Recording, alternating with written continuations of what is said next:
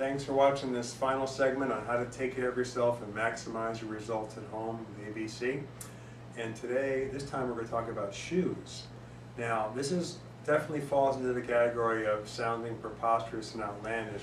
I well remember when it was first taught to me.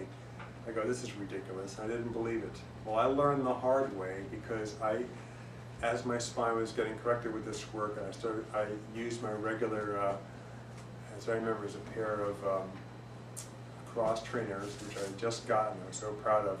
And I went out and played a little basketball, and I had to literally crawl off the court. Now, many people's shoes in America are not helping them at all, but many people's spines are such a mass of twisted up compensations. It's just one more thing they got to put up with. They don't really notice it. If your spine is healthy, or if you're going to pay us to correct your spine and unlock it so it can get healthy, these things make a very big difference with your shoes. This was not figured out from some theory. It was worked out by observation as the initial few thousands of people went through this process back in the 80s and 90s, and just learned what worked and what didn't work. So, as it turns out, putting arch supports in your shoes is not a good idea, right? And if you think about it, in the thousands of years of human history, it's a pretty novel idea. They didn't start doing it until probably the 1960s, right?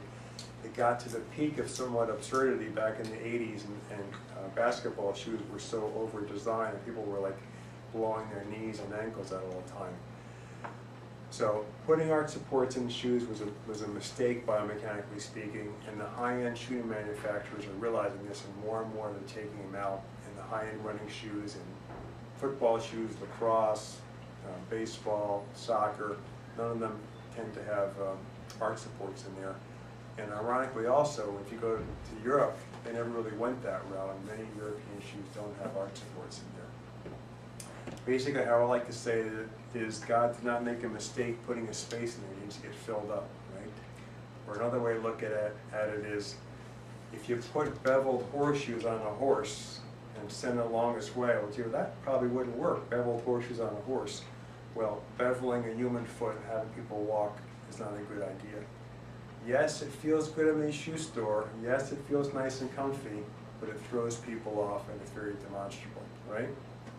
So the inside of your shoes, you want them to be flat, flat, flat. I'm going to do a little demo in here. Marcel, I'm going to pull the camera back and have Sophie come on board.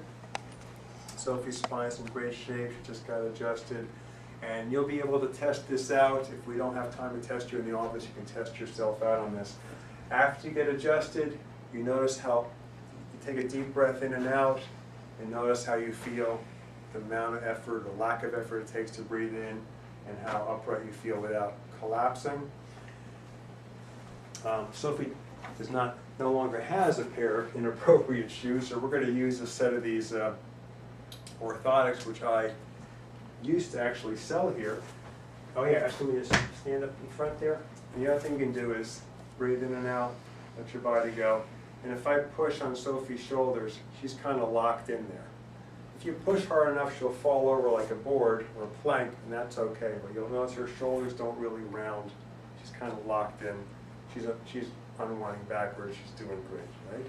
So if we plop these down, or try on your pair of your favorite inappropriate shoes, and you do that now, breathing out your nose. It's less, it's more constricted. More constricted, Mm-hmm. and breathe in and out, let your body go. She actually slumped a little bit here, we weren't before. Now if I push on this, I mean, it seems like I'm making this up until you try this. I mean, she's completely flying. I'm barely touching her, she's flying. I've done this on hundreds of people in the office. You don't have to say anything, and you ask the person, well, what happened? Well, you're messing it up. So we've had dozens and dozens of inner soles thrown into our wastebasket in the waiting room where this was shown, right? Many shoes, you can actually pull out the inner sole they gave you in there and either leave it alone or replace it with something very flat like Dr. Scholl's inner soles or higher end inner soles, and your shoe will be fine. Sometimes that arch support, which I think they're doing a favor with, is built into the shoe, which I think they're doing a favor with, is built into the shoe. You're kind of out of luck, all right? Trust me, I threw away hundreds of dollars worth of orthotics and got rid of hundreds of dollars worth of shoes, and I've learned the hard way. It's not as hard as you think to get a good pair of shoes. You can go the really cheapy route, you're going to pay less and getting flat shoes. You can get great quality shoes, whether they're made in America or Europe, and they can be flat. Real interesting story, I got some soccer sandals, the kind of thing that soccer players and other sports people put on after they take their athletic shoes off. I went up to Dick's Sporting Goods.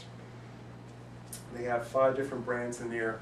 The first 4 I looked at, way too much inner sole built in them. I didn't want to use them. I learned the hard way. It's not some theoretical thing I'm buying into. All the way in the bottom was a brand called Umbro, which is a leading soccer manufacturer in Italy. Absolutely perfect. Almost the ideal footwear. I absolutely love these things. If I could wear them all the time, I would, right? They have little nubs on them, and that's cool, but the footbed itself is flat.